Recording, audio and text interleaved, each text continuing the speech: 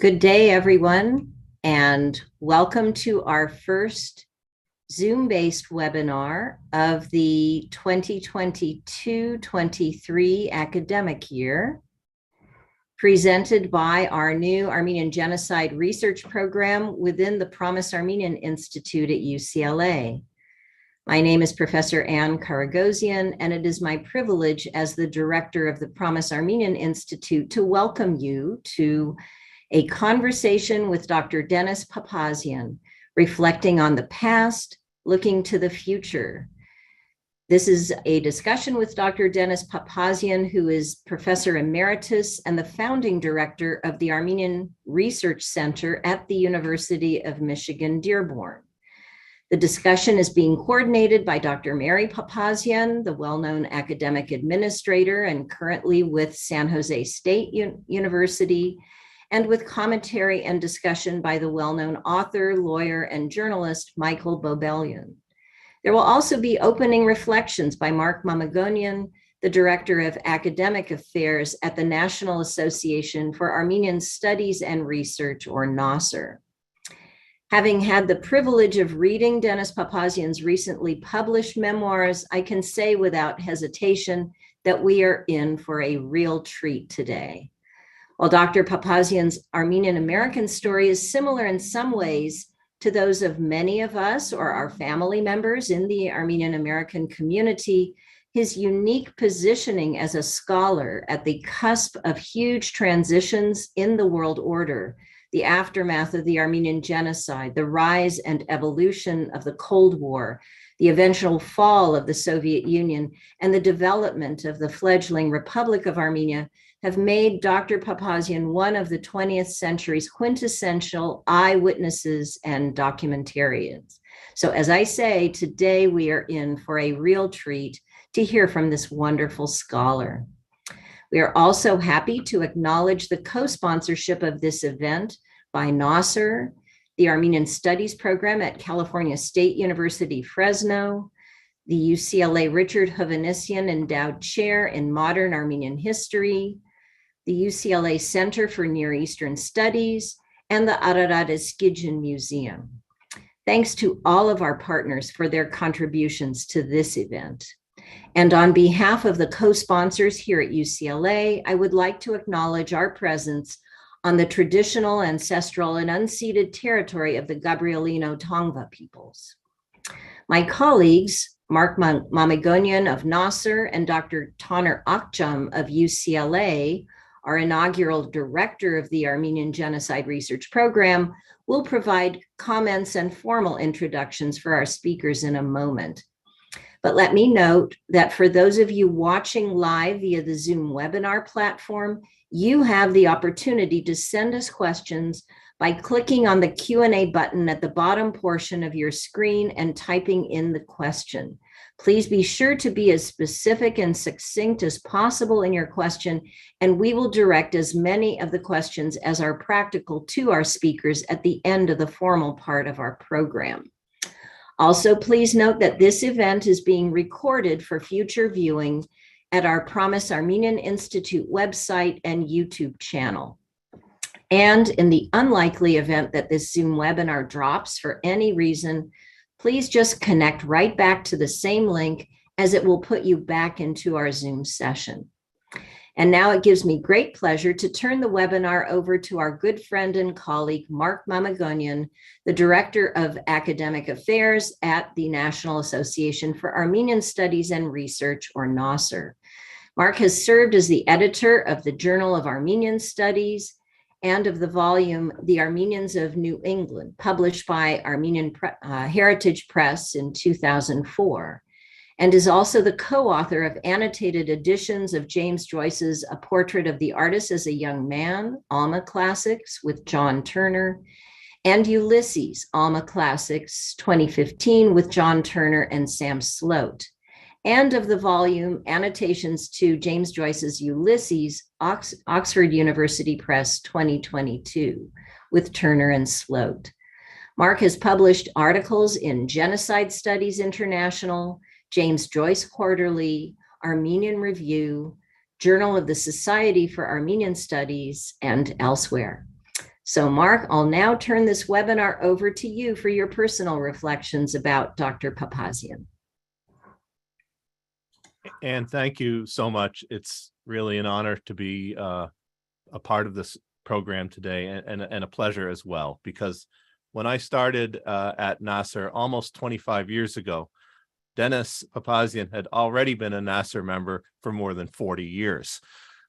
He's a Nasser charter member, which means he joined in the year 1955, which is the year Nasser was established.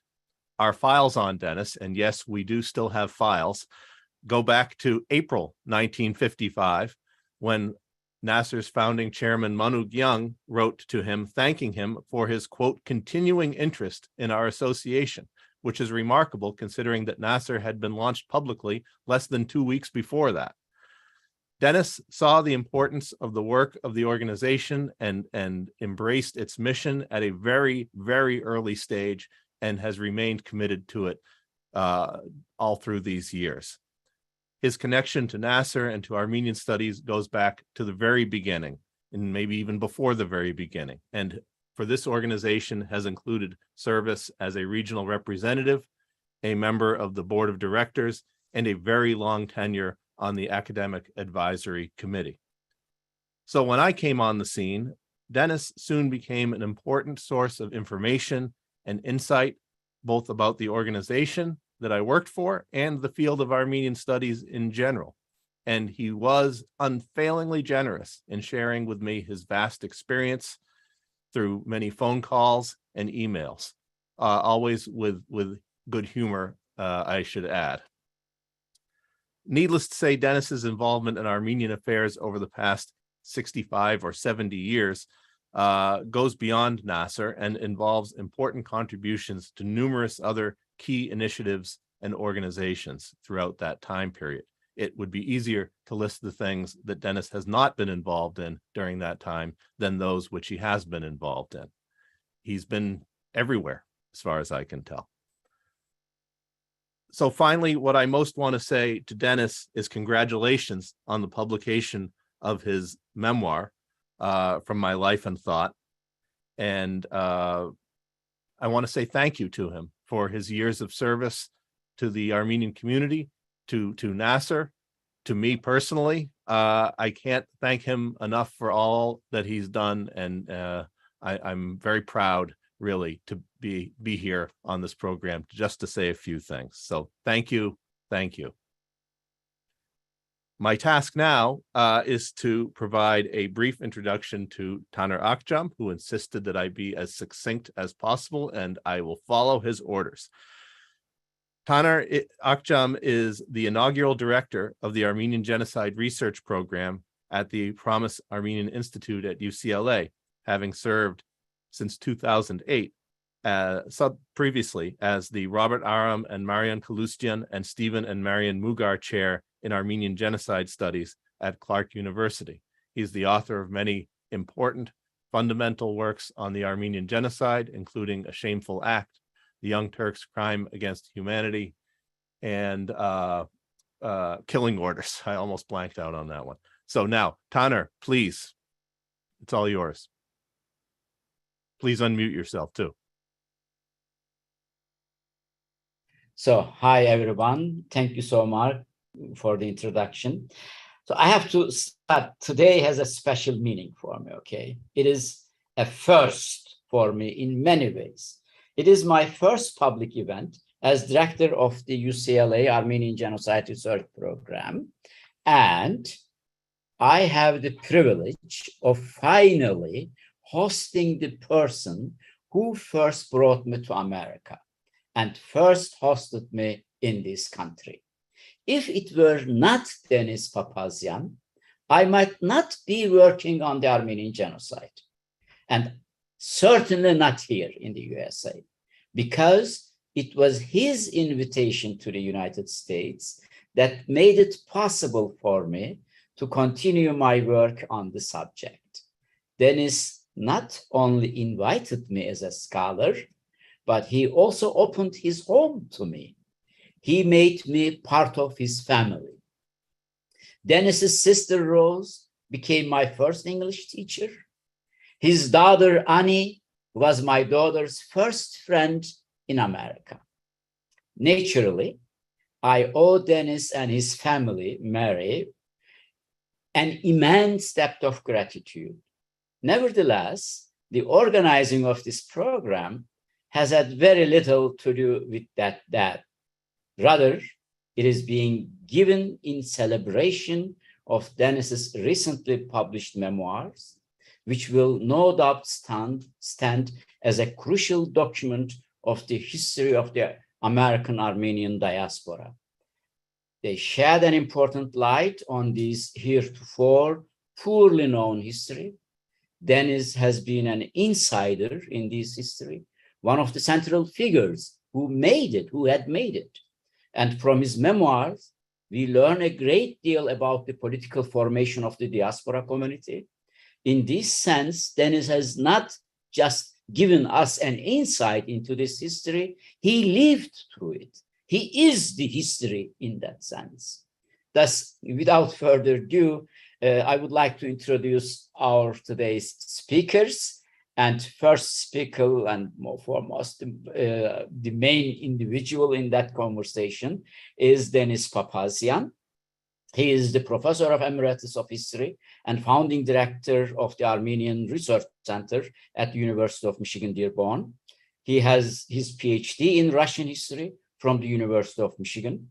During a longer career as a professor and administrator at the University of Michigan, Dearborn, he was known for his many contributions to the Armenian community, including serving as founding executive director of the Armenian Assembly, president of the Society for Armenian Studies, member of the Assistant Council for the Eastern Diocese of the Armenian Church, and Grand Commander of the Knights of Vartan, among many other academic and community contributions.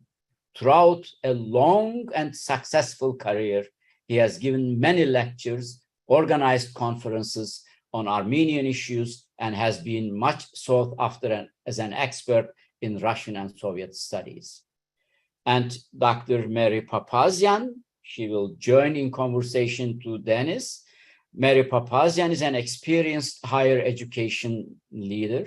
She has been the president and CIO of 2 public universities. Dr. Papazian led San Jose State University, Silicon Valley's only public university of nearly 45,000 faculty, staff, and students through a period of strategic growth, digital transformation, and a global pandemic. A scholar of Renaissance and early modern literature with a Ph.D. in English literature from the UCLA, Dr. Papazian has focused on the role of the humanities in our increasingly digital world. She's a sought-after speaker on the future of the work, digital disruption, alignment between business and education, as well as on the attitudes of emerging generations. She also is a proud Armenian-American dedicated to serving the Armenian community in both the Republic of Armenia and the Armenian diaspora, and presently serves on the advisory board of the Foundation of Armenian Science and Technology and as vice chair of the Armenian Association of the Scholars. And our third speaker, or who will actually lead the conversation, our dear friend Michael Bobalian, an award-winning author and journalist. He earned a GD from the University of Michigan Law School and is a graduate of the Columbia University Graduate School of Journalism. Michael has been a contributing writer at Forbes.com since 2011, where he has written about the Supreme Court, legal affairs, politics, corporate wrongdoing, and human rights. His work has also appeared in Washington Post, the Los Angeles Times, and many other publications. His first book, Children of Armenia, A Forgotten Genocide and the Century-Long Struggle for Justice, provided the seminal account of the aftermath of Armenian genocide. His second book, Battle for the Marble Palace, Abe Fortress, Earl Warren, Lyndon Johnson, Richard Nixon, and the Forging of the Modern Supreme Court, earned honorable mention from the American Society of Journalists and Authors. His media appearances, including NPR, C-SPAN, PBS, as well as a host of podcasts, radio and television shows, and documentaries. So, Michael, floor is yours. Thank you, Taner, for that generous introduction. And I also want to thank the Armenian Genocide Research Program at the UCLA Promise Institute, the organizers of the event, Anne Karagosian, Hazmik Bagdasarian, as well as all of our co-sponsors. It's a real privilege and honor to be here to interview and talk with Dennis about this important work. And before I start the questions, I'll give a brief, not so much a recap, but of what his memoir meant to me. I first met Dennis in the 1990s while I was a student at the University of Michigan, but didn't really learn about his profound impact on the Armenian-American community until I interviewed him for my book in 2007. At that time, I had known about his work in academia, but I didn't know that he had played a key role in lobbying for a House resolution all the way back in 1975, recognizing the Armenian genocide. And he did this well before this became a prominent annual battle between Armenian Americans and the Turkish government. So learning about his role was emblematic of how much of the recent past has disappeared from the Armenian American collective consciousness. Now, Dennis's advocacy positioned him within a generation of Armenians who came of age after the genocide. Constituted largely of widows and orphans, the survivors focused on rebuilding their lives, their families, and their communities. With little economic or political clout, they lacked the wherewithal to do much more. Dennis emerged within the next generation that built upon this foundation. But what makes him so atypical is all the different hats he wore. As a scholar, community leader, and spokesperson, he served the Armenian community in different ways, participating in academic organizations, speaking to the press, lobbying politicians, delivering speeches, doling out grants, and so much more. I also learned throughout my research that there's very little information about Armenian American history, especially recent history. And other than the late Vartan Gregorian, none of Dennis's peers have produced an account of this time period. And that's what makes his memoir so valuable, in that it provides readers a much needed front row seat of this transformative era for this community. Finally, in the writing courses I teach, I tell students that a work of nonfiction needs to be well written, well researched, full of analysis, and all the typical things that we'd want in a work of nonfiction. But ideally, it should also be entertaining. And that's something that most works of nonfiction overlook. And I can confidently say that this memoir does not do that.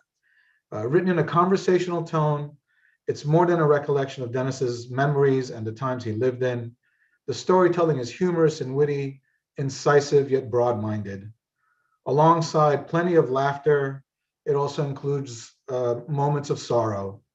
Most of all, Dennis has infused these pages with the values that have anchored his life, hope and wisdom. And it makes for, like I said, not just an informative read, but a really entertaining read. So I really enjoyed the memoir. And as I said, it's a real honor to be having this conversation with Dennis. And so Dennis, I will get started with my first question, and we'll go straight to the heart of the matter. What prompted you, what inspired you to write this memoir? Well, I've maintained for years that it's possible to get much done as long as you don't care who gets credit for it. And I've applied that in my life. And consequently, most people have no idea what I've done in my life in terms of service to the community. And so at this point, I said, it's probably a great idea if I finally inform people of what I was up to. And I hired this wonderful young lady who could see. I can't see very well, I can't read. And so she would read my notes. I have plentiful notes. I have 3 file cabinets full of memoirs and notes. And so she would read my notes to me, and then I would dictate the story. And accordingly, it reflects my view and my attitude totally. So, what was the question again? Why did you write it? Oh, why did I write it? I wrote it because I figured it needed to be told. The story needed to be told.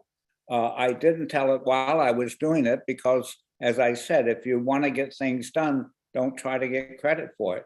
And so finally, I decided to tell the world what part I played in all of this, and that's why I wrote it. That's great. So I don't want to give too much of the story away, but we will inevitably cover some of the elements of the book. You grew up in Georgia, Augusta, Georgia, the location of the famous golf course, as well as in Michigan. Could you tell us a little bit about growing up as an Armenian in those places at that time in the middle part of the 20th century? Well, first, let me say that my father came over to the United States with two brothers. Both of them married non-Armenians. One, what we would term an Odar, a very wonderful lady, and the other was a Greek widow. And unfortunately, they both died. And my father decided he wanted to marry an Armenian. And so he bought himself a tie stick pin and a nice suit. And he went back to the old country and looked for a wife and found this beautiful young 16-year-old Armenu. What's that? Mariam. And so he proposed and she accepted, and off they came to the United States. But what surprised my mother was the fact that we didn't go to an Armenian community, but rather a community and were hosted by Greeks. There was a Greek church there and lots of Greeks, very nice people. And so we just joined the Greek community. My father spoke Greek. My mother learned it. She was a very bright woman. And we participated with activities. I was too young to go to the Greek school. My three siblings did. Like most people who go to language schools in America, they didn't learn to speak the language, but they became acquainted with it. And so that was the way it was. Then my mother said, look, I want my kids to, the girls were getting a mature age and getting ready to date and marry. And so she said, I've got to get amongst Armenians. And she had a cousin in Pontiac, Michigan. And so she told my father, look, we're going to move up north and join an Armenian community, and the kids are going to marry Armenians. And so this is just what she did. She moved us up to Michigan. Now, unfortunately, my father had a store and properties in Georgia, and it was at the end of the recession. And so he didn't get as much money for these properties as he deserved. But nevertheless, he moved north with my mother and the kids. And we lived there and participated in Armenian life, and the rest is history. Oh, the church. Yes, well, of course, we went there because of the church, and it was St. John's Armenian Church. And after I returned from the Soviet Union, which we can talk about later, Alec Manoogian involved me in his charitable work. And part of that was the building of a new church for St. John's. And it was a lovely, lovely church produced by his brother-in-law, who he sent to Armenia to study Armenian architecture. A beautiful, beautiful church. And so that's the way it was. That's great. And it's obvious that preserving the Armenian culture and heritage was important to your parents. And I'm going to turn back to that later on, but it's something to keep in mind. Now, jumping forward to your start of your academic life, you decided to study history and eventually earned a Ph.D. at the University of Michigan. What made you interested in the field, in history and the specific part of the world that you studied? Well, first, in general, what is life except learning? And learning about life and the story of mankind is a part of that. So either you could concentrate on the current life of people, or you could study their past. And I think you can learn more from studying the past than you can from just studying the present. And so that was important to me to get that that story out to my mind. And why the Middle East and the Soviet Union? Well, they were popular. It was the height of the Cold War, as someone pointed out.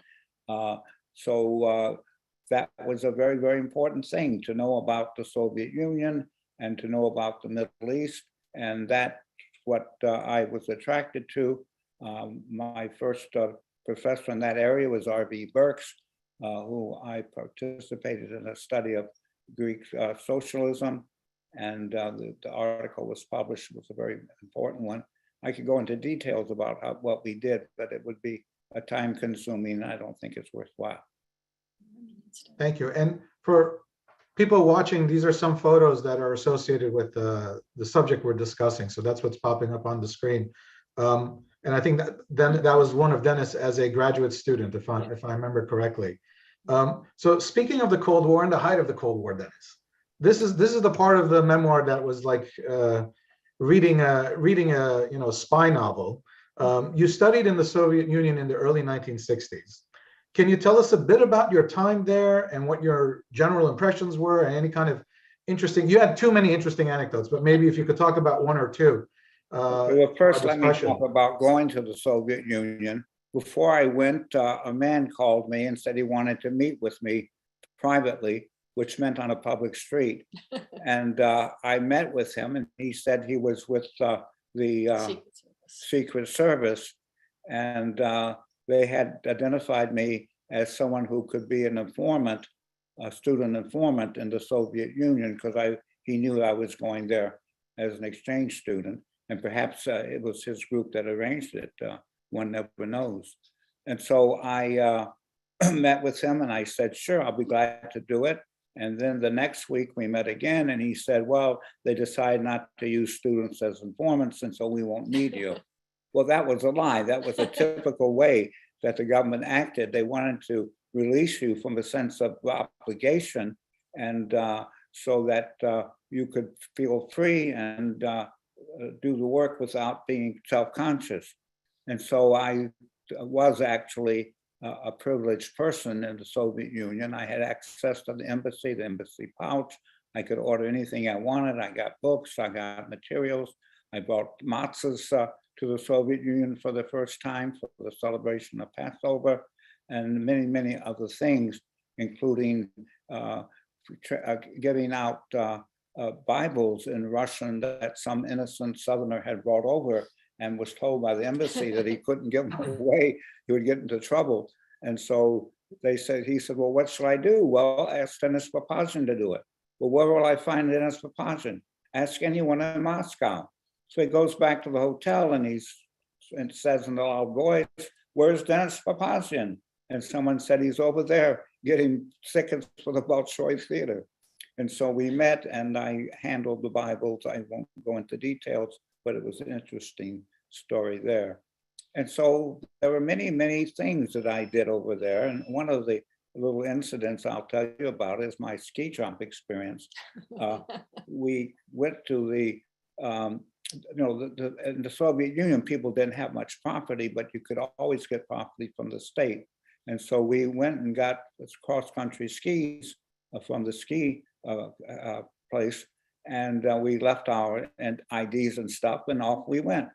And we took the train out to the countryside. A beautiful day. We wandered, and then all of a sudden we saw a ski jump. And being an American braggart, I said, oh, that's going to be fun. We'll all jump off the ski jump. And they said, you're nuts. You won't jump off. Well, we're not going to jump off. So I said, no, I'll jump off. And so I climbed the ladder from the back. And when I got to the top, I realized that we were on top of a big hill. And I looked forward, I could see infinity. So I said, this is not good. So the guy behind me realized that all of a sudden I was panicking, and he says, squat. So I jumped off the ski jump and squatted in midair and landed on a 3-point landing, my bottom and 2 skis. And it ripped off my pants. And so the guys had to wrap me in blankets, carry me back to the train station. And we drank vodka to ease the pain, and then went back to the university, turned into skis, went up to a bedroom and started to drink again. And that was the story of the ski jump. So there are many, many stories I could tell, but you can read the book, and I don't want to take too much time now. All right. Thank you for that. And as Dennis said, there are a lot of adventures and some misadventures in the Soviet Union that were very humorous and interesting, especially years down the line now. What's that? There were a lot of interesting stories, as you had said. So Yeah. at the end of your stay there in the Soviet Union, you were in a plane crash. Could you tell us a little bit more about that harrowing experience?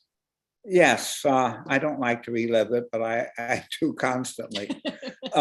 I wanted to have an experience before I left the Soviet Union. I had tickets in my hand to go around the world.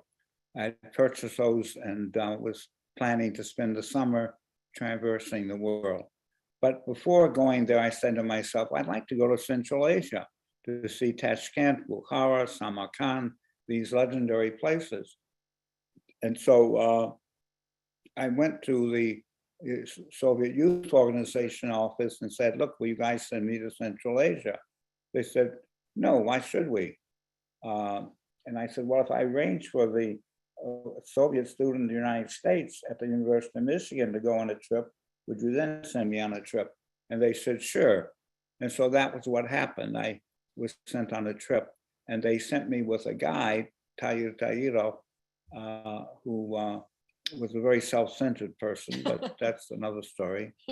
So we go, and we're in Tashkent, and he says, you know, I have a girlfriend here. Why don't you go on to Bukhara, and I'll stay here with my girlfriend, and then I'll come there, and we'll return together. No one, the KGB is not active in Bukhara, not very active, but it is here. So you wait for me, and then we'll get on the same plane and return together, and that'll keep me in the clear, he said. So I agreed to do that, and to much my current chagrin, because what happened was he was late, and we got on the second plane, and the second plane was filled with officials who would come for a conference in Bukhara, and the plane was overcrowded, the engine stopped, and to make a long story short, we crashed. I was injured because I was looking out the window, seeing why we weren't crashing when we crashed. And so I was unconscious, and finally, to make a long story short, I had my eyes sewed up by a female doctor, and then I was taken to Tashkent to a hospital to recuperate. And the doctor there was a very, very well established doctor. He knew his business. And so he said, we have to hang you because the chances are your back is broken. And if we don't hang you, then your back may go back improperly and you'll be a hunchback. So anyway, they did the right things, not a pleasant situation.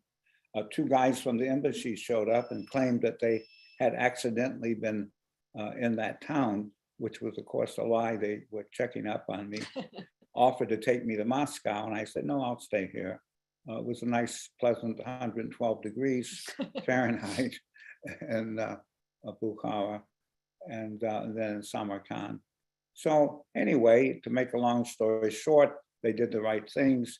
I recovered, and I got back to the United States. I spent 2 weeks in Moscow with Jack Matlock, official with the embassy, who later became the ambassador. And I met with Gilio Say, a black young man who was a very good friend of mine. And he set up a farewell party, mostly with people from the Arab states and young Russian girls. And so that was the way it ended. I had a party, and I waited for an airplane and finally got one and went straight back to the United States.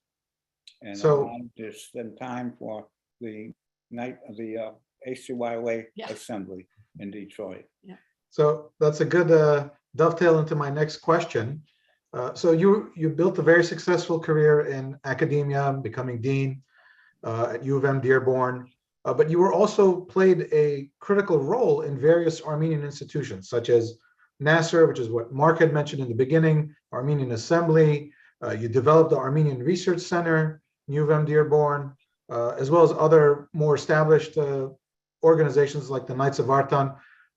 What prompted you to participate in so many community activities, and why were these institutions so critical to Armenian Americans at that time?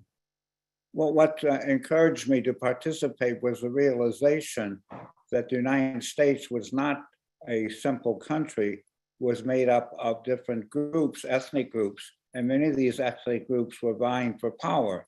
And the Hispanics at that time were being given certain privileges, which they deserved undoubtedly, but that meant that the Armenians weren't getting those privileges. So in order to be competitive with the other nationalities, one had to organize. And so I met Archbishop Tiran Nersoyan, who invited me to be a part of the, what's that? The ACYOA that he organized. And I became a member of the Central Council and went to New York monthly for meetings. A very, very good experience. Those were the days before the subway and the elevated trains, and we lived in tenement houses, and the trains would shake the tenement houses during our meetings. So we had adventures. And so that was my experience there. And of course with Nasser, that was a natural, because I was an academic and Nasser was academic. And that was the things that went on that made us interesting to be involved in these creative activities. Right, and it really helped establish this foundation for the Armenian-American community that wasn't there beforehand, whether it was advocacy or education and so forth. Also at that time, starting in the mid-60s, I remembered while researching my book, I came across a speech you had given about the genocide. And I'm wondering, what inspired you to speak out about the tragedy and eventually become an advocate on behalf of Armenians in regard to the genocide? Why was it important to you and to the community at large? Well, first, it was important to me because I had a mentor at that time, Alec Manoogian, and it was important to him. And he was very, he was very responsible for introducing me to these issues. And he encouraged me to speak on the genocide on the 50th anniversary. And I gladly agreed because I felt it was an important thing to do. I felt that the genocide had to be recognized, and the only way to get it recognized was to speak out and educate the public and the administration. That's great. And then moving into the 1970s, the Armenian-American community up to that point had been quite fragmented, and it started to change and evolve. And the emblematic of that change was the Armenian Assembly, which brought together different groups and factions and so forth. And you played a key role in both the formation of the assembly and being its executive director. Can you tell us about your time with the assembly and some of the accomplishments you had there? Because that to me, as a person who studied Armenian-American advocacy, that was a really big shift in the history of our people. And it came about in the early 70s. And I said, and to me, it's something that's very profound, but very little is known about it now, sort of what happened in that time period. And you lived through it, you were a central player in it. So I'm wondering if you could tell us a little bit about your time there and some of the major things you and the assembly accomplished at that time. Yes, Stephen Mugar apparently, well, first, John Hanessian was killed in an air crash over Orly airport in France. It happened to be a Turkish airline, but that probably was not a consequential thing. So poor John passed away and we were left without a leader. And so Steve Mugar approached me and said, Dennis, would you kindly go to Washington and manage the assembly until we get it reorganized? And I said, sure, Steve. I was an adventurous person. And so I said, I'll take a year off and go down there. And so I took a year off and went down to Washington. And what I discovered was that we had hardly any idea of what really went on in Washington. For example, we thought of hiring a lobbying outfit at a substantial cost, and we thought that would be a good thing. And when I got to $1 million, $1 million, yeah, a fundraising dinner with Tip O'Neill, $1,000. I say, I get my numbers mixed up. So anyway, Tip O'Neill was very, very close to Steve Mugar, or vice versa. And so Steve took me in to see Tip O'Neill, who was standing in line to be the Speaker of the House, and he was number 2.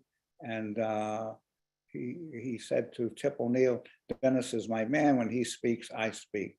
And so Tip took us over to Leo Deal and said, "Leo is my man. When he speaks, I speak." And sure enough, Leo Deal was a very, very powerful agent for Stephen Mugar, for Tip O'Neill. And then we decided, he said, "Oh, what can I help you with?" And I said, "Well, we should get a recognition of the Armenian genocide. That's been a perennial issue for us." And so he called over Linda Melkonian and said, "Linda, work with Dennis to get the genocide recognition through the Congress." Well, we managed to get it through the House, which was no trick since we had a powerful backing, but the Senate we couldn't get through at that time. That came much later, as you know. So we Dennis, if I could stop you for a moment there, and we'll go on, because I want to give some more context to our viewers. So Tip O'Neill, as you said, was on his way to becoming Speaker. Stephen Mugar was a grocery store mogul based in Boston, and one of the founders and big donors to the Armenian Assembly. And Linda Melkonian was an Armenian-American from Massachusetts who worked in Tip O'Neill's office. And I remember when I did research, I saw, and you hadn't seen that at the time, but all the pushback from the White House, from the State Department, Henry Kissinger and the Ford administration, trying to stop the Assembly and you from passing this House resolution. So I remember what a fight it was, and to see the whole story of it play out. Now, if you could talk a little bit about that, happened in 1975. Soon thereafter, the civil war erupts in Lebanon, and a lot of the Armenian population in Lebanon, particularly in Beirut, was under threat. If you could talk a little bit about the humanitarian assistance that you helped arrange for that population. Well, when I got to Washington, I discovered it didn't work the way most people thought it worked. Money was a very, very important thing. And so I realized that in order to get money from the government, you had to give money to certain parts of the government. So the Lebanon Civil War breaks out. We have problems, people are hungry, et cetera, et cetera. And so the Taşnakçı tried to get money by talking to Papazian, and you have that in your book, I think, when he tried to get the government to give money for the Armenians, and it wouldn't work because it was a part of the Armenians, and the government wouldn't do that. And so when I learned about it, I said, well, we have to do this as a group. And so I discovered that in order to get money, you had to have an organization that had its books audited by one of the big 3 auditing firms at that time. And the only Armenian organization at that time that had the books audited was the AGBU. So the AGBU had to be a prime agent in this program. And so we got the AGBU, we got the Taşnakçı, and we got the Ramgavars, and we were going to bring them together. I was the one who did that.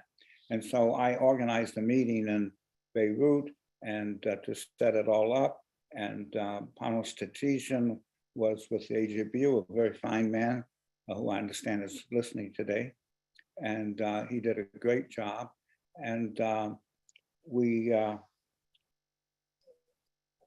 managed to get a program going, but we had to get agents. And so one of the agents we got was Hans Schellenberg. Well, he was the only one. He was the program director under my auspices. And Hans Schellenberg was a very, very bright man. He knew Armenian, he knew Turkish, he knew Arabic, he knew French, he knew English. He was just a wonderful, wonderful person, a sterling character, honest, wonderful person. And so I hired him to be our director in the program, and he did a superb job. We managed to get $500,000 from government, which back then was worth like $2 million. And I went to set up the program and got Hans Schellenberg involved, and we got the local people involved. But we had a problem getting them to agree on certain things. I had a meeting in the Hotel Cavalier in the center, Arab-controlled part of Beirut, and they couldn't agree on things. And so I said, well, I better get 3 rooms tomorrow. So I organized 3 rooms, and I put each of the groups in a different room. And then I asked them the same questions, and this time they agreed. As long as they didn't do it in front of other people, they felt easy to agree on reasonable things. And so we got the program going, and it worked very well. We totally succeeded. And the only problem was that we wouldn't give the money away. We had a small loan program, and we lent money out, but we didn't give it away, and the government wanted us to give it away. So for years, Papazian argued with Pope. Yeah, what's the first Pope's first? Samuel Tope in Beirut, and I argued with the State Department in Washington.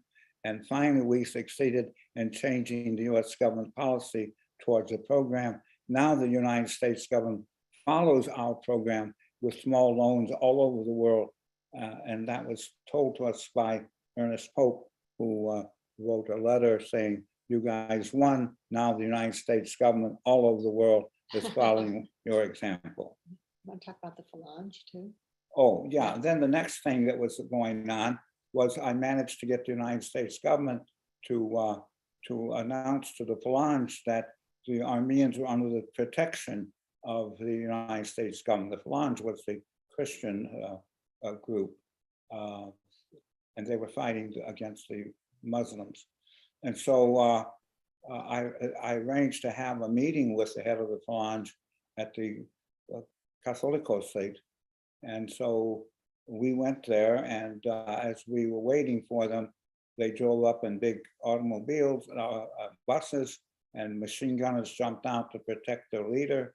And the leader went into the Veharan, and I met with the leader, and I said, you understand the United States government has announced its policy of protecting the Armenians. I said, I hope you agree with that. And he says, yes, we agree with it, as long as the Armenians don't help the Muslims. And I said, you can be sure we won't help the Muslims. And so now the Armenians are protected by the United States government, and we don't have to worry about the fighting. So that was a real coup. Other things? No, I think that's enough. But They'll read more in the book. Yeah, there's a lot of good, gritty detail in the book. So it would be worthwhile reading it. And if you could also talk about, again, during that era, the publication in National Geographic about Armenians. The Proud Armenians. Well, I had the idea of, I had lots of ideas in those days. I had the idea of having a National Geographic article on the Armenians. There hadn't been one since the genocide. And so I said, why don't we get one now? And so I approached the Geographic, and they thought in general it was a great idea, a good idea anyway.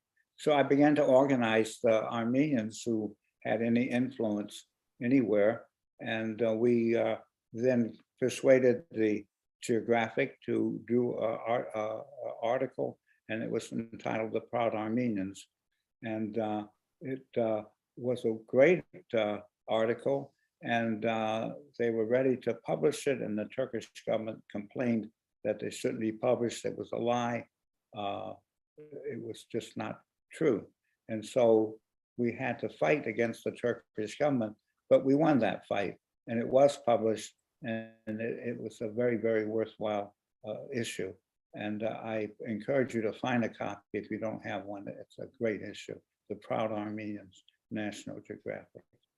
So turning full circle now with some of your accomplishments in the mid-70s. especially with the House resolution.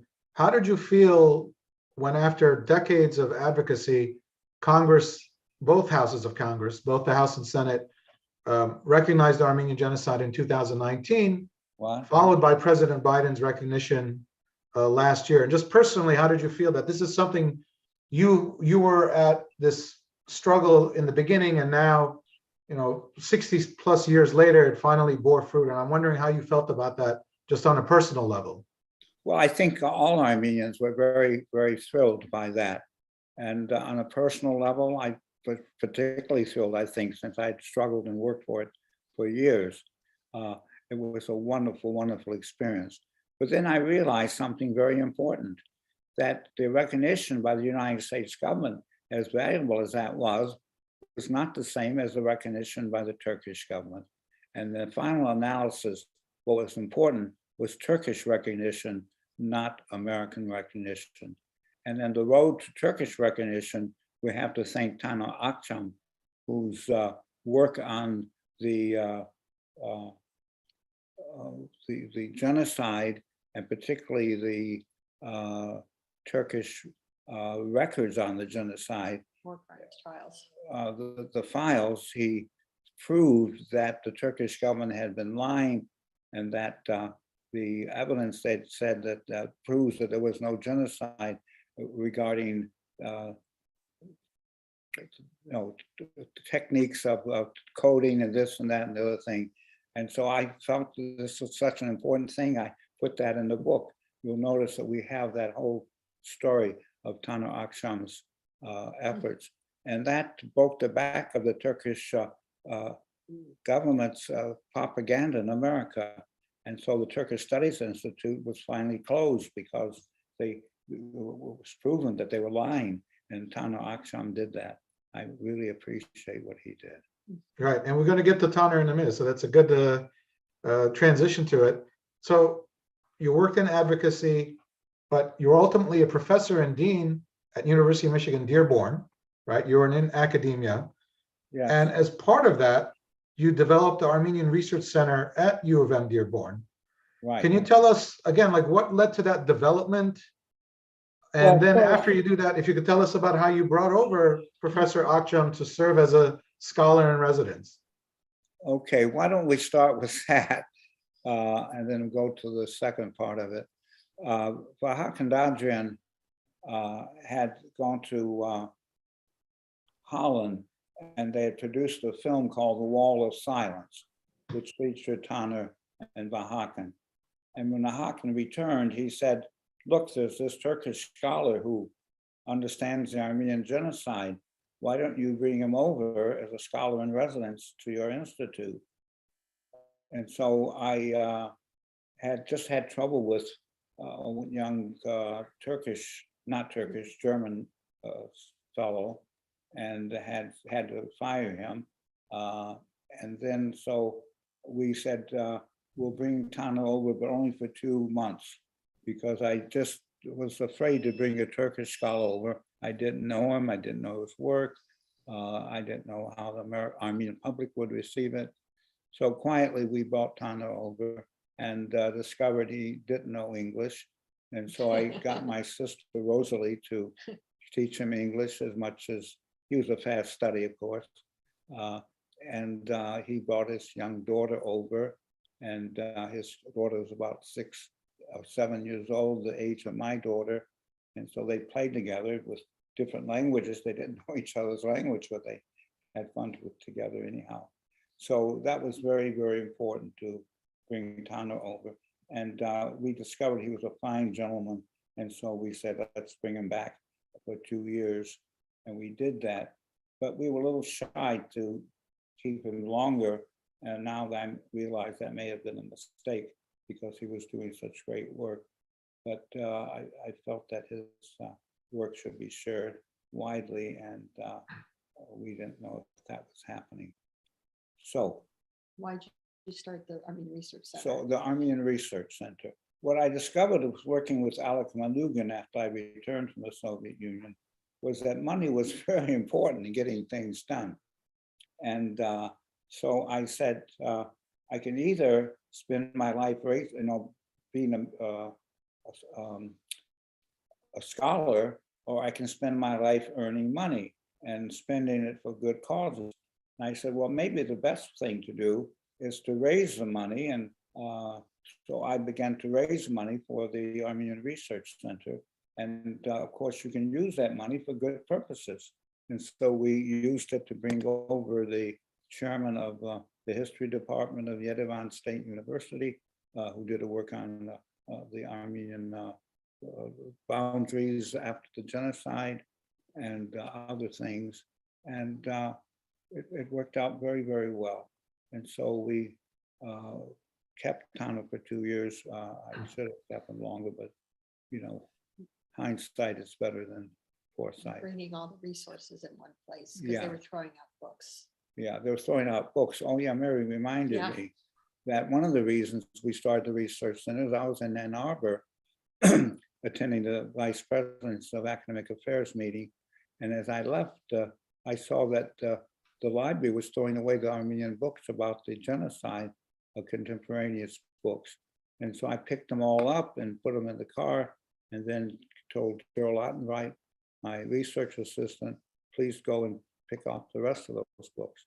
And so I said, you know, if they're throwing away these books, maybe we have to become a depository of books on the Armenian genocide. And that's when the idea came that we would become a depository. And now we have many, many thousand books on the Armenian genocide. And the first batch of 100,000 was copied and by what's the, By Google digitized. yeah, Google digitized them. And so now they're listed in the Library of Congress as being available at the Armenian Research Center in Dearborn. So anyway, some good things happened. Right. No, and I want to just give the audience a little bit of appreciation for what places like the Armenian Research Center, NASR mean, because if you're trying to write the history of an ethnic group, as I did, I was trying to write about Armenian-Americans, whether that's Japanese Americans, Hispanic Americans, doesn't matter. It's really hard. Most archives hold the records of the United States government, of presidents and people in power. Ethnic groups don't have archives. We don't have a place, a depository of our information. That's what helps make your memoir so valuable, but also that's what makes the Research Center and similar institutions so valuable, is they are the only depositories of our ethnic history, our immigrant history, our Armenian-American history. So it's a real foundational place for me that will help scholars for generations to come. And I think people who are outside of academia don't necessarily appreciate that that's the important role these types of institutions play. Now, speaking of Armenian-Americans, you mentioned Alec Manoukian. You also worked with Ed Mardigian, William Saroyan, Stephen Mugar, you had mentioned, Professor Richard Hovhannisyan, was at UCLA for a long time, and many others. You also have some stories of meeting Eleanor Roosevelt and prominent Americans as well. Do you want to share a couple of stories with your interactions with some people that we would have heard of? I'd love to share the story about Eleanor Roosevelt, who was a very, very prominent woman, as we all know. I was the president of student government at Wayne State at that time, and I was chosen to go to a meeting of the Collegiate Council for the United Nations. And so I packed up and went to New York and went to this building where the United Nations had its first council meeting. And I was enjoying myself manipulating politics as I usually did. And all of a sudden, a guy taps me on the shoulder and he said, young man, he says, would you mind coming with me? Well, I looked up and he had a three-piece suit on. He looked very officious and very important. And I said, of course, I'll be glad to. So I got up and as we walked away, he says, Mrs. Roosevelt would like to see you. I said, of course, I'll be delighted. And so we went up the staircase into a room, and behind a big desk was this little old lady, Eleanor Roosevelt. And she looked good, and she was a very prominent person. Her husband had died. And so she said, young man, we were watching you. I said, oh my God, what did I do wrong? She said, we want you to do us a favor. I says, anything, ma'am, whatever you say. And she says, well, we want to pass these changes to the CC and UN program, and we've chosen you to do it. I said, I'll be glad to, ma'am. So they handed me a shuffle of papers and said, we'd like to substitute these papers for those in the Constitution now. So I went downstairs and manipulated. It was no problem for me. So the guy comes back and he taps me on the shoulder. He says, young man, Mrs. Roosevelt would like to see you. I says, okay, of course, delighted. And I said, what the hell does she want now? So I go upstairs and there she is behind the desk. And she says, well, I want to thank you for what you've done. It was brilliant. And I said, well, ma'am, was no problem. Anything else you want me to do? She said, no, but can I ask you a personal question? I said, sure. She says, do you come from a well-off family? I said, unfortunately, no. We're as poor as church mice. And so I sort of thought to myself, you're damn right, it's unfortunate. So she said, that's too bad. And I said, yes, it's really too bad. She said, you could have had a brilliant career in politics. I said, excuse me, ma'am, do you mean to say that only rich people should go into politics? She says, unfortunately, it's true. Unless you have some money behind you, when the first time comes, we have to choose between donations and what you think is the proper thing to do, you'll struggle, but finally give in for the donations. And then each time it will become easier and easier until you lose your value for the Republic. So I said, okay. And I didn't realize how true that was until I learned that back home, one of the politicians, a senator, announced that he had $1 million and he wanted to find someone to run for the House of Representatives. And he found someone who has become an Armenian champion since that time. So that was my run-in with Eleanor Roosevelt, a wonderful woman.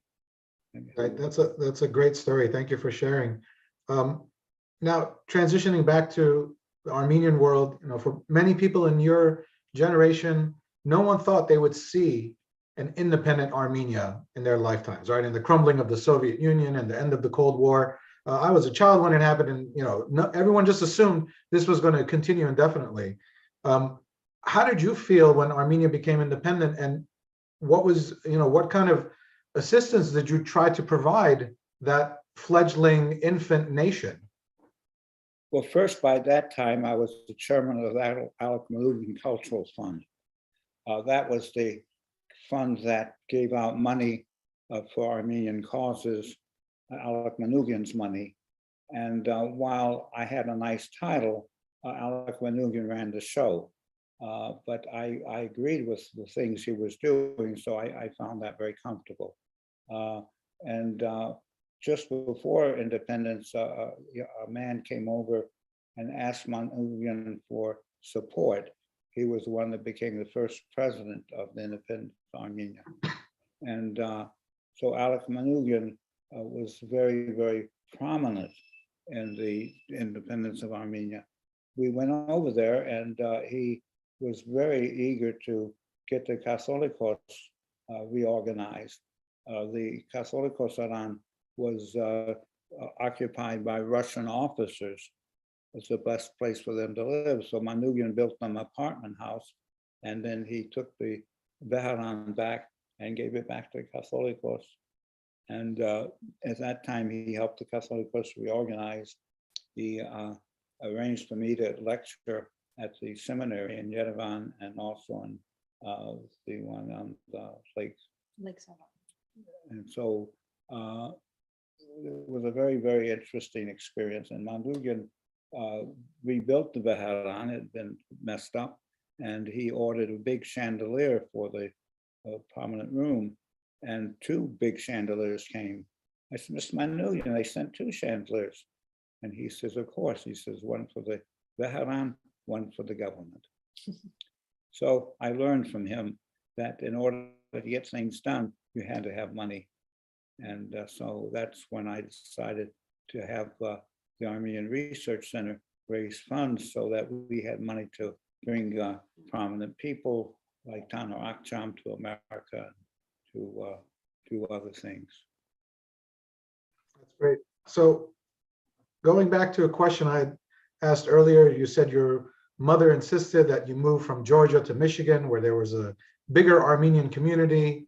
So just as your parents tried to preserve your family's Armenian heritage, how have you and Mary tried to do the same with your two daughters? And just how, what ideas or insights do you have for Armenians who function as hyphenated Americans, who maintain their traditions and ancient heritage, but at the same time are Americans as well? And I'm wondering if you have any insights in that regard. Well, first, I think the internship program in Washington is very important. There are two of them now, the Armenian Assembly and the Armenian National Committee's program. In fact, my daughter, Marie, we sent to the ANC's program because she was able to do that before getting into the university.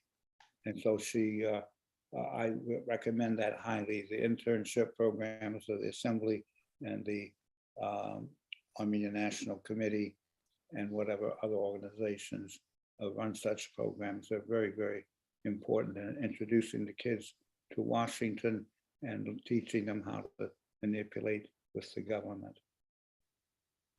Church.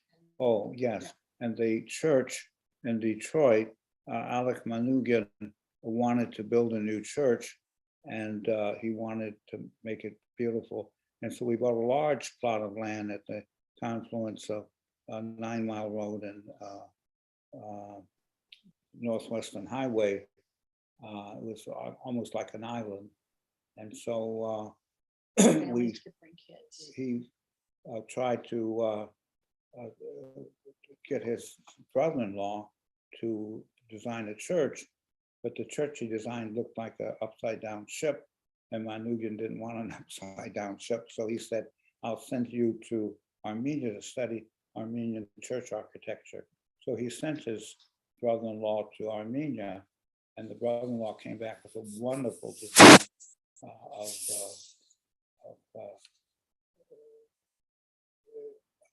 what would you call it?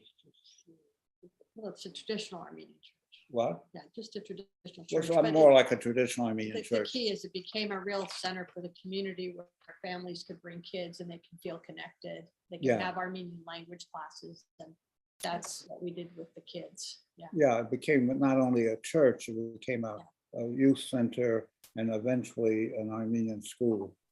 So it was important to build these facilities to keep the kids close to the church and to one another.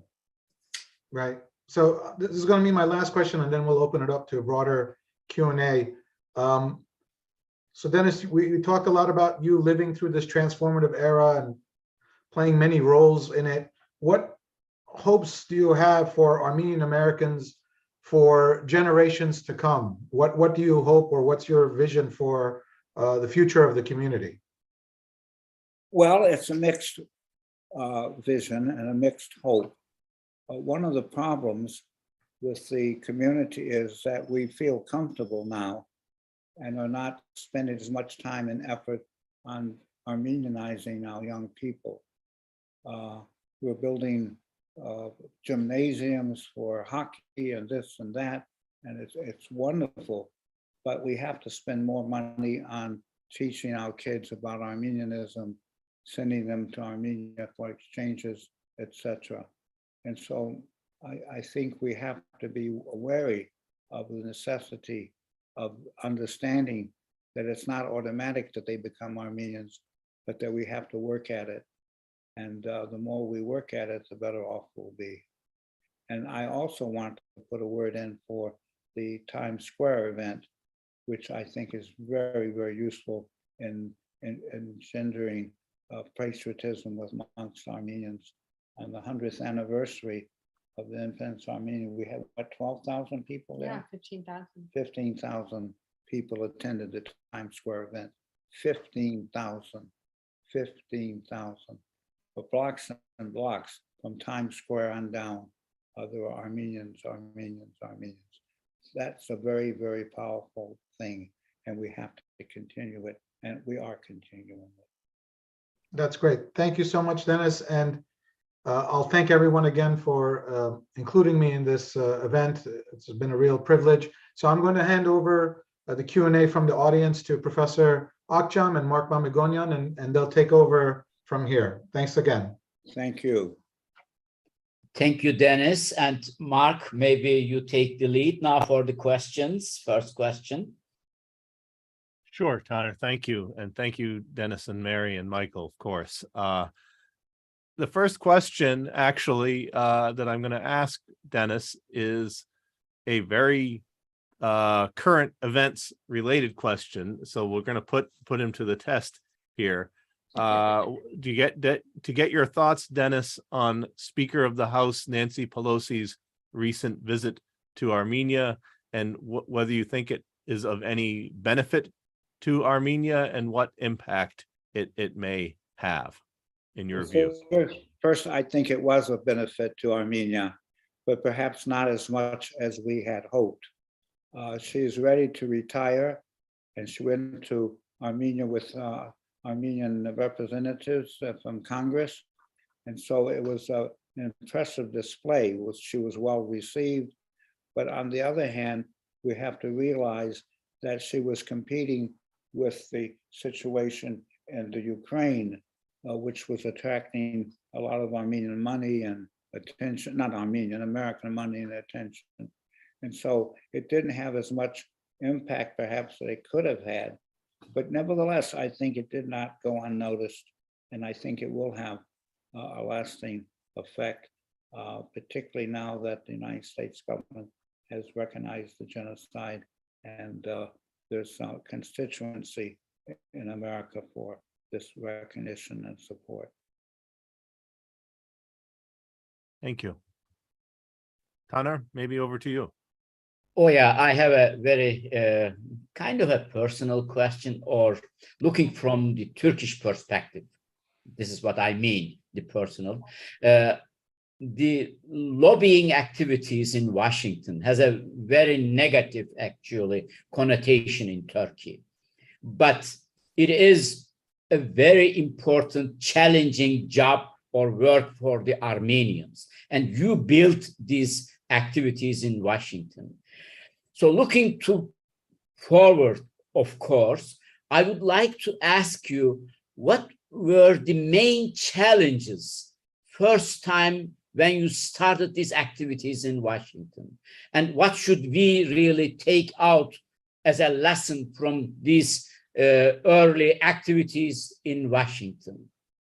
Well, first, we have to realize that in Washington, money counts, just as it does every place else.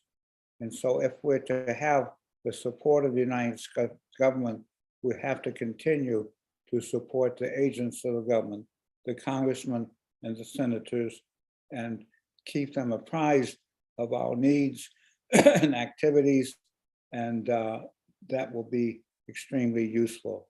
Otherwise, if you don't keep the pressure up, you will soon be forgotten. And if Armenians don't give money to congressmen and senators, you'll soon be forgotten.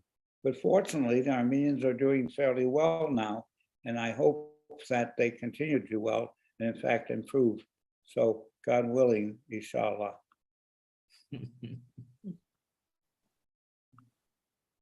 Dennis, there's a question regarding the National Geographic article that you mentioned. First of all, the question is what year it was published. I think the answer to that is 1978. But I wanted to add a question. I was 10 when that came out. It was a big deal at the time. I had no idea that you were one of the main movers behind having that appear in the first place. That's really quite remarkable. It was such a source of pride for Armenian Americans at the time. Of course, everyone had a copy of that issue. So why, or rather, could you tell a little bit more about the challenges and the opposition that you referred to getting that published? Well, first, there was no opposition with the Geographic. I mentioned it to them. They thought it was not a bad idea.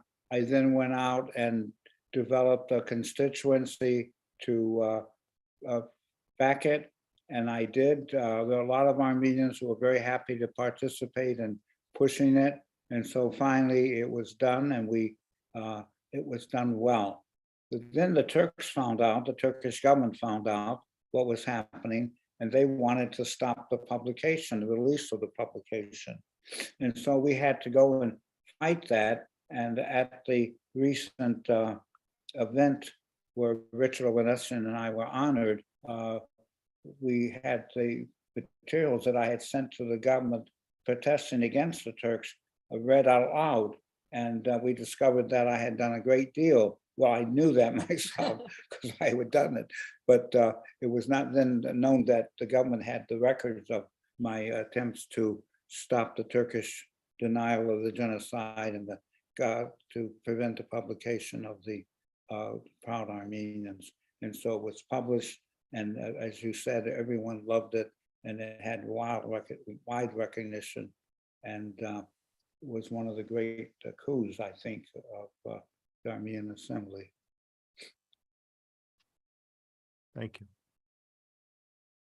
Taner. So there are so many questions, Dennis. I will start with Hazmik Grigoryan's question. She asked, what do you think about the development of genocide studies in Armenian and the diaspora? They seem isolated from each other.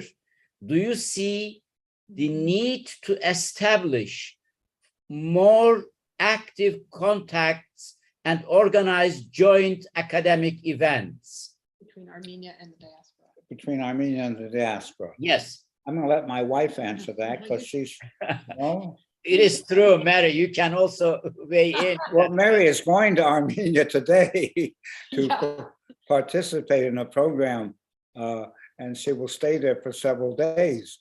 So I think she has to answer that. No, I think it's a really great question. And I think the key looking forward is really about the intersection between Armenia proper, the Republic of Armenia, and the diaspora. And so this is really the spirit behind the Armenian Society of Fellows, to bring scholars from the diaspora together with scholars within Armenia, to work on joint projects and to develop joint thinking and to bring their different experiences and perspectives to inform the question at hand.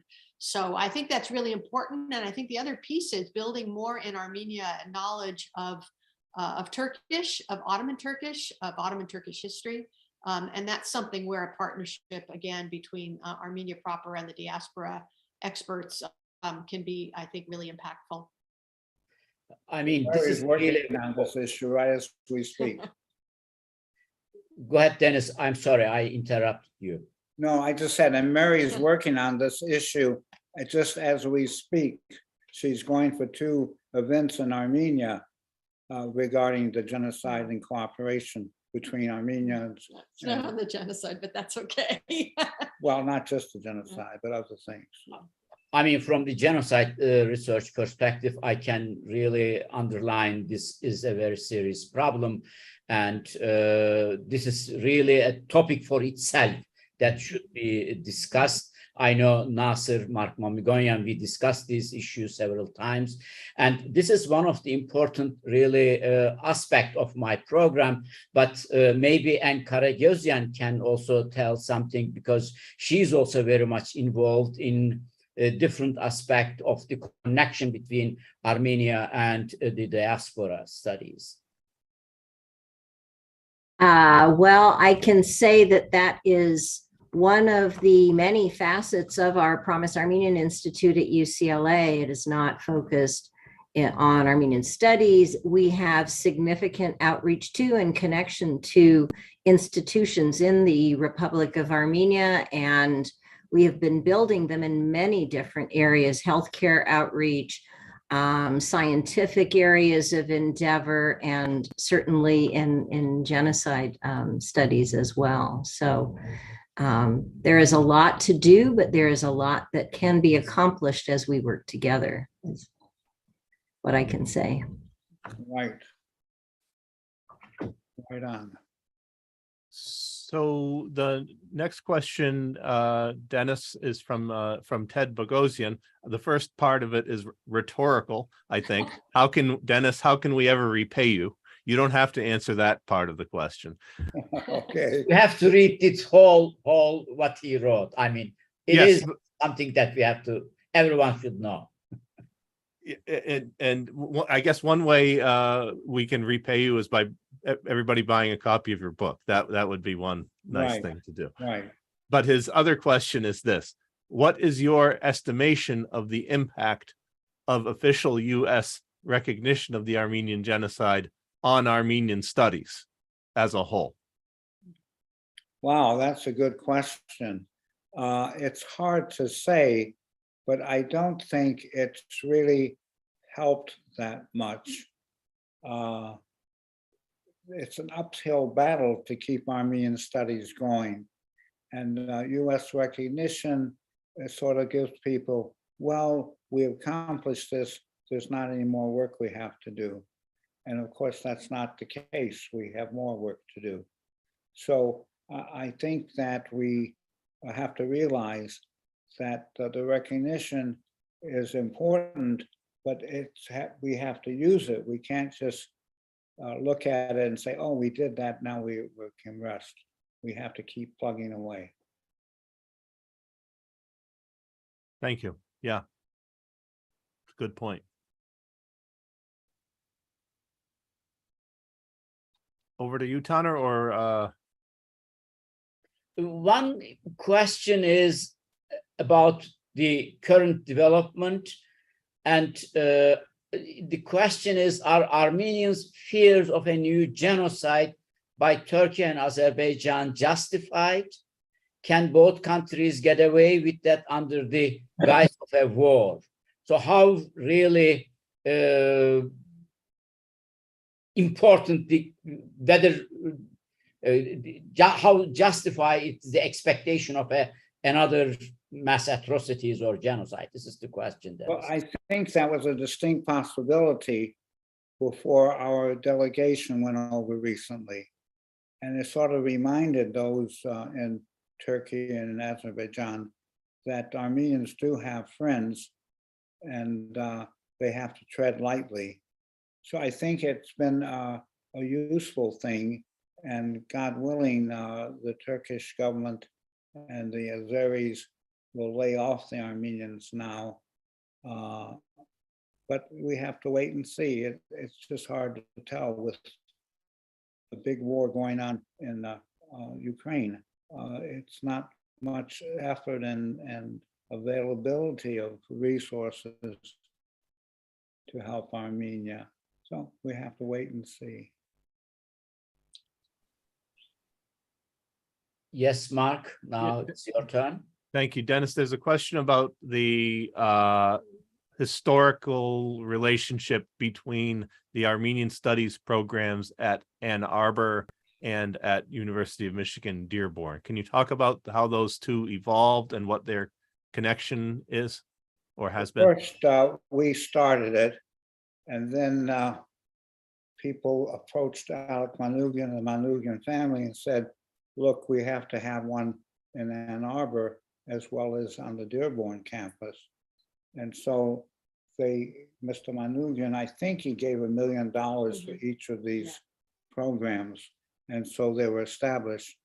But then Ron Sunni, who is very, very active in this area, decided that the pay was not good enough from the endowment. And so he went off to the University of Chicago, I believe, for a while. And then he's returned, but he's not returned to the chairs. He's returned to the faculty of political science.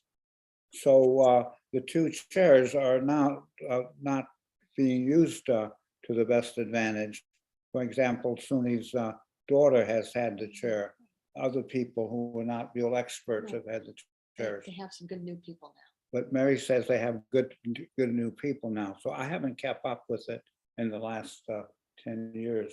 But before that, there were problems of keeping it quality.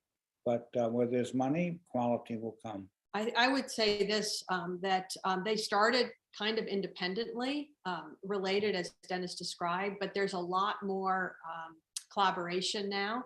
And actually, Ann Arbor really wanted to take over the Dearborn Armenian Research Center because they saw how valuable it was. The Dearborn leadership, wanted to keep it because it was one of their real gems. And now with the new scholars that have been hired, they're really promising, I think, and will build it for the future. And so now it's a lot more of a collaborative, positive kind of environment, I would say. Thank you. Is there any other questions? Maybe, Michael, do you have anything to add and ask? Because you're at such a fun, I mean, I have to add, we forgot to tell the audience, you wrote an extraordinarily, really good introduction to Dennis's book. You put this in a wonderful frame, and it gave to Dennis's memoir another quality. So I have to emphasize this again. Thank you for writing this introduction. I agree with that, and I thank you also. So, and if I may, just I've just been scrolling through the questions, and if I step out from the questions, I really see a real interest in how Armenia's current security is informed by what we know. And so I just want to comment on that briefly. So much of the work that Dennis has done, I don't know that people know his dissertation is on Ukrainian nationalism. It was written at a time before Armenian studies existed. This was very, very early in that period. And, it's really important that we understand what all of the dynamics are, what the political self-interests are of countries. The moral questions are one thing, but at the end of the day, geopolitics is about self-interest. And I think what really, in Dennis's career, it was really awareness of what that looked like.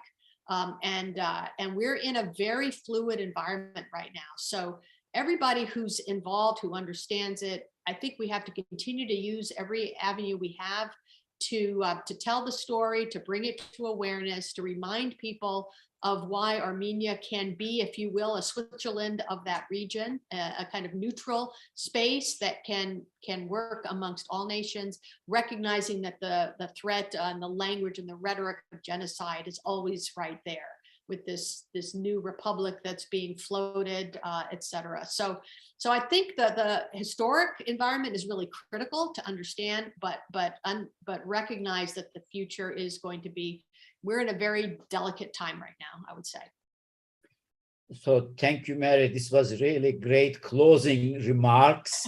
And maybe it is time now to turn over the floor to Ann Karagözyan for some closing remarks. And this was my first program, and I thank you all for participating. And Dennis, thank you so much from the bottom of my heart, really, for writing this memoir. It is really an important pillar of Armenian diaspora history. Thank you so much. So, Ann, floor is yours. Great. Thank you from those of us at the Promise Armenian Institute and the, as Tanner says, the Armenian Genocide Research Program. We are so grateful to you, Dr. Dennis Papazian, Dr. Mary Papazian, Michael Bobalian, and also Mark Mamagonian for a very stimulating and interesting discussion. It was such a wonderful augmentation to your new memoir, Dennis, and we are grateful to all of you for taking the time to discuss just a few of the many components of your amazing life story with us. And again, we would like to note that this memoir is available for purchase at several venues, including that of one of our important partners, the Nasser Bookstore. And we have posted some of that information in the chat. So finally, thanks as always to our amazing and energetic Promise Armenian Institute Deputy Director, Hasmik Baghdasaryan, who has been active in all aspects of this event and all others for our institute. And let me remind you once again that this entire event has been recorded and will be available at our Promise Armenian Institute website and YouTube channel. And now let me close our webinar by announcing just a few of the upcoming events that are hosted or co-sponsored by the UCLA Promise Armenian Institute. In fact, today, Monday, September 26th at 12:15 p.m. in person at the UCLA Law School, there will be a special talk entitled Small States Using International Law to be presented by Yerisha Kiragosyan, the advisor to the Prime Minister of Armenia and the representative of the Republic of Armenia before the European Court of Human Rights.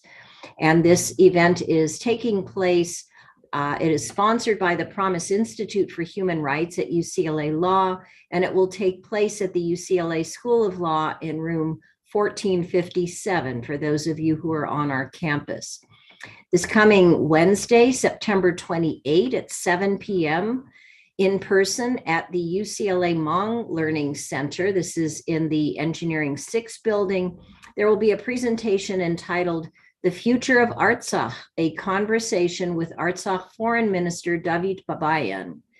This event is hosted by the Promise Armenian Institute and the ANCA Western Region and will feature a presentation by Dr. David Bobalian, who will discuss the future of the Republic following the 2020 Nagorno-Karabakh War, and of course, the recent tragic events in that vicinity as well. So please be sure to register for this event in advance using our Promise Armenian Institute website and consult our website for information on attending the event as well as parking. And then finally, there will be an event hosted by the Ararat Eskidjin Museum, but co-sponsored by the Promise Armenian Institute and our Armenian Genocide Research Program.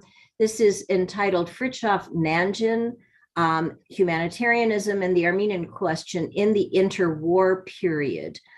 This will take place on Sunday, October 2 at 4 p.m. Pacific at the museum itself in the Sheen Chapel, but it will also live stream on the Ararat Eskidjin Museum YouTube channel. This is where Dr. Roy Knoch of the University of Potsdam will discuss the humanitarian work of Fritjof Nanjin during the interwar period. So we actually have a number of additional events planned for the current fall quarter, and so information on these and many other events can be found on our UCLA Promise Armenian Institute website, or visit us on social media to see more details on these events. And please do sign up if you are not already signed up on our Promise Armenian Institute listserv, and you will receive notices of these many events. So once again, thank you for your attendance at this event.